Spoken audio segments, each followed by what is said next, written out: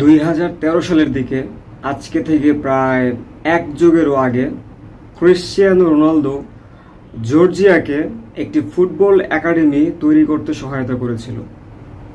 আর এখন এক যুগ পরে জর্জিয়া সেই ফুটবল একাডেমির 11 জন ফুটবলার নিয়ে তারা ন্যাশনাল টিম তৈরি করে এবং ওই টিম নিয়ে তারা এবারই প্রথমবারের মতো ইউরো কাপ খেলার যোগ্যতা অর্জন করে এবং ইউরো কাপে পর্তুগালকে গত পরশু তারা 2-0 গোলে হারিয়ে দিয়েছে। এবং ম্যাচ শেষ হবার পর তাদের উল্লাস শেষে তাদের ফুটবলাররা ক্রিশ্চিয়ানো রোনালদোকে জড়িয়ে ধরে এবং জর্জিয়ার যে ফুটবলারটা ম্যান অফ দ্য ম্যাচ হয়েছিল, ম্যান অফ দ্য ম্যাচ হওয়ার ফলে সে যে অ্যাওয়ার্ডটা পেয়েছিল, ওই অ্যাওয়ার্ডটা সে ক্রিশ্চিয়ানো রোনালদোর জার্সির উপরে রেখে ছবি তুলে সেটা পোস্ট করেছে।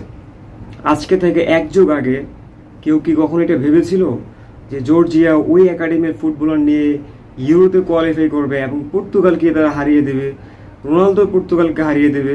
এটা রোনালদো নিজেও কি ভেবেছিল? মিরাকেল।